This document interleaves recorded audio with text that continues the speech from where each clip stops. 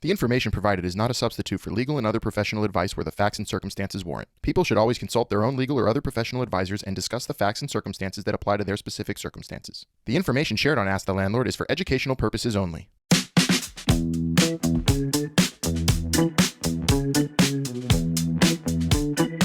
Hi, everyone, and welcome back to another episode of Ask the Landlord with our favorite landlord, Albert Dweck. I'm Melissa. I'm one of Albert's producers and a former New York, Pittsburgh, Lafayette, Louisiana, and Washington, D.C. renter.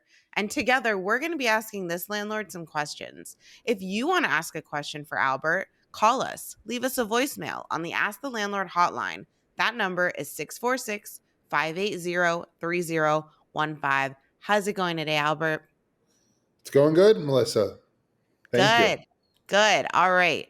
Question for today is, when do you think renting is more appropriate than owning an apartment or house? This might be personal, but we want your input. Yeah, it's a good question. I don't know if you've seen these studies where they weigh the cost of renting versus the cost of living in a home.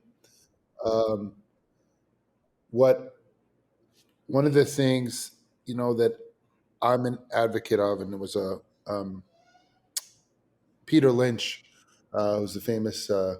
He started a Fidelity Magellan fund, and he writes this book on investing, and he's like, the first chapter is like, buy your own house. Why do you? But he says, why do you do that? And he's like, wait, I thought this was a stock picking, like a way to do stockbroker. But he's like, no. He's like, the first thing to do is like buy your own house because you're a long-term holder of the asset. You're doing it in an area that you're living in so that it's going to improve because you're living there. You're going to improve the house because you're living there. You're a long-term holder, so you're going to benefit from the long-term benefits of being there, paying down the mortgage, all that stuff. And the other thing that I'm going to address renting as well, but the other thing that people don't realize, they take for granted, and I'm going to say this, and I know you're going to have a question, right? Interest rates go up and down, right? Mm-hmm. Okay. The government decided that you should have the ability to buy a house. You've heard this. They used to say a chicken in every pot. Everyone should buy a house. And the government, the United States government, was focused on everyone's ability to buy a house. This was in like the 50s. So what happened was they created these government-sponsored entities called Fannie Mae, Freddie Mac, for the purpose of enabling banks to lend money to people to buy homes, right? So really when you're borrowing money from a bank, the bank is really just lending you the money, and then they're selling the loan to the government. The government's giving them the money back. Okay. And then the government goes and, offers you a return, or a bondholder a return on that money. So the bank's really just making fees, and the bank gets to recycle, the money. So by doing that, the government essentially makes it cheaper and easier for you to buy a home because they're putting money into the money supply, and they're enabling banks to not be limited by the bank's balance sheet. Yeah. Okay. Now, so what's really behind that is the government said,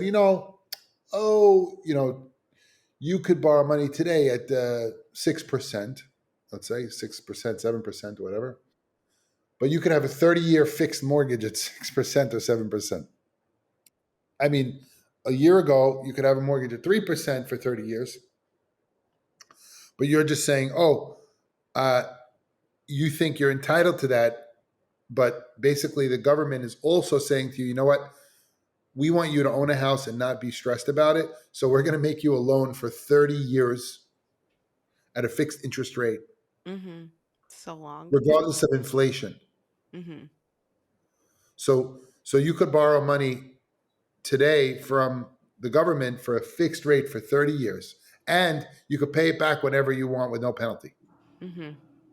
So that's a really good deal. Depends on the interest rate, but Right. to get that locked in, you like to have 30 years to pay, and that being understood as a common practice is it's unusual. But then again, we've come to accept it as something that should be there all the time. So that's a very powerful offer that the government makes and that you get to take advantage of in the United States. Not all countries have that. So, home ownership is a very good idea if you're a long-term holder, if you're looking to improve the asset, if you have that kind of money to put down. If you don't, there's programs that the government helps you where you can put down less money for a first-time home buyer, and you don't have to have a certain amount of credit, things like that. So that's it's harder. It's gotten harder lately, but there are programs that are out there for helping first-time home buyers. So it's a very good. So I'm an advocate of buying a home for those reasons. However, these days interest rates went up, right? And you're like, well, how do I assess the cost of buying versus renting? And when you buy, now these things, right? When you buy, you have to pay real estate taxes, Mm-hmm. insurance, Mm-hmm. all the upkeep of the house, right? Mm-hmm. And you have to add that to your cost. So there are benefits where you say I'm building wealth and equity and I'm owning something, but at the same time, it's costing so much more. All those things, like you have to add Mm-hmm. those up. Then you're a renter. You're like, I'm just paying my rent, and Right. somebody else is worrying about those things. And the money that I'm not paying on insurance and taxes and upkeep, I could save and put somewhere else. Mm-hmm. Right. So that's how to make the comparison. Mm-hmm. And there's usually every year there's like a measure of like renting versus buying, and you want to just look at that and be hopefully as a result of this conversation be a little bit more educated about the comparison and the costs in and we talk about costs again. We said this a couple podcasts ago, but cost is not only money, it's also time, energy, right? And what else you're going to do with the opportunities that you have. So you have to think about, some people also in New York, for example, if you have a rent stabilized apartment, it's very hard to compete with that on a buying basis, right? So um, those are things to consider, the when you're comparing the two. So. You mentioned long term for owning a house. Like define what are you talking about? Like what is your opinion of long term? So from what I've read, Mm-hmm. the average length of time that people live in a house is 7 years. Oh, Uh, okay. but long term, when I think long term, I'm saying more than 10 years, 15, 20 years, like that. Okay, that's long. In my head, I'm like, oh, I'll be here like 5 to 10. But I Got don't it. know. It could be longer. But as a renter for my whole life and someone who's like moved around a lot, it's intimidating and to live somewhere, which is so different than, our parents' generations and whatnot of, having the same 9 to 5 job. But I feel like the younger kids are not that young, but, we want to travel, we want to move around a lot. So, How do you? I'm with you. yeah. So I appreciate that. How do you think about that now? You like there is a whole generation now of people that are not necessarily tied to a location. Mhm. And I know, you were moving around a lot on purpose, traveling, Yeah. which is awesome. You have a different relationship to that than I did, right? Right. And How do you think about this house now versus your like? What are you going to do with it when you want to move, or like, how do you tell me about that? it's hard because I still am conflicted. Like my husband and I were traveling for over almost 2 years all over doing podcasting remotely. And now we own a house and it is a lot of money up front to get the electric fixed, paint if you want, fix a fridge leak, a water heater is going to go any minute. Do I be proactive about that? That's another episode. Do I paint these doors behind me with this wood trim that I don't like, but I got quoted like $5,000 for that, and I don't want for all the doors and trim, and I don't want to do that. Not one door, and so it's conflicting. But I mean, I'm happy we did it. It's nice to have a place to say, "Oh, I'm going home," or I can do whatever I want. The fridge is always mine. So it's still hard, but I'm very happy about it. But yeah. I'm with you. And what do you think? So let's say in your 5 to 10 year question, Oh, right. where are you gonna like? How do you think about this when you want to do something? And this is no right or wrong answer. Like, Yeah. what are you thinking to do when you and Alan want to not be there? Well, I'm hoping this house appreciates, which in Pittsburgh, where we are, is very slow to do that, which I know. And I don't know, we're very into our families, so it depends, where our parents are in that time. Which is funny. Another point I wanted to bring up about renting versus owning. My parents have owned the same house for 30 plus years. I'm very lucky. I love that Long house. term, aka long term. The longest term in Florida, in Miami, maybe 40 years actually. And they have 2 kids. They have grandkids. And now in their later stage of life, they're looking to rent eventually because they don't want to deal with the upkeep of a house. So it's like full circle. You start renting, you own, then maybe you end renting. It's different Yeah, for everyone. I'm with you too, and I think that's something to think about. Like when, and I think as people age, their ability to move around or what they need changes, right? Hmm. Like can you go up the stairs? Exactly. You need that much space. Like you had a space for a lot of people, and they're like, look, I want to live a simpler life. I want to have a doorman. Right. You know, I got that. So like, you don't want to think about all these things. I just want to have a place where the guy is there, and if I need it, I'm there. And like a condo, but okay, great. You know, but so I think that's where you see people that age also are saying, look, I'm going to sell. I've created a lot of equity. It was good for my family for this amount of time. Either I'm going to sell it or give it to the next generation, and then think about. So that's like a long term. I'm wondering, do you think about that with Alan? Like how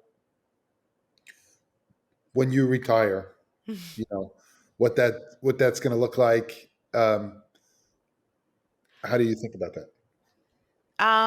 No, I don't think about that yet, unless retirement's in like 5 years, which would be great. But no, I do think about like the next buyer of the house, which is another topic that I shouldn't think about because I did a lot of research about painting these doors because this is enticing for a lot of people, this natural, whatever kind of wood this is.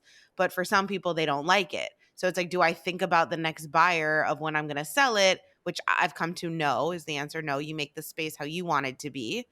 And that's something I think about, which I shouldn't, but I do. So yeah, another point though, I do have a lot of friends still in New York City who never want to own. They're happy, they love renting. They're like, why would I ever want to leave this city or Brooklyn? And I don't want to deal with that. Yeah. So then, that's another thing we spoke about in earlier episodes. You also, there's a culture in certain places of how things are there. And many people don't realize this, but New York City is a little unique in the United States in that most of the households are rentals, Hmm. Yeah, we've talked about the number. right? So as opposed to other places where it's reversed. Hmm. So Right. My area, that was one of the first things we looked up in this borough that we're in. We were how many houses are rentals versus owners, and it's like 90% ownership. So it is very different city sometimes you to. go to a place and you're like, everyone is an owner here. Hmm. Oh, in New York, a lot You of people never are think. renters. So you're like, oh, there's a renting culture.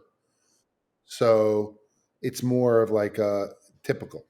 But I also think in major cities like Washington, D.C., especially near colleges, probably Philadelphia, you It's know, more still more owners. oh, Yeah. yeah. Like when I was in New York, if someone said, "Oh, I own the apartment," I would just be like, what? Yeah, it's more like 1/3 of the people. Right. So interesting, Albert. And I think obviously this is just our opinions, everyone listening. There is no right or wrong, renting, owning. We all want to just live with a roof over our head, air conditioning in the summer, and heat in the winter. So thank you so much. Super interesting. Thank you. For more episodes, please subscribe to Ask the Landlord on your favorite podcast platform. We'd appreciate it if you left a review on Apple Podcasts. If you'd like to watch the show, check out our Ask the Landlord YouTube channel. If you have a question for Albert, feel free to contact him on Instagram at @AskTheLandlord and check out his TikTok at @AskTheLandlord. Bridging the gap between landlords and tenants, this has been Ask the Landlord. Thanks for listening.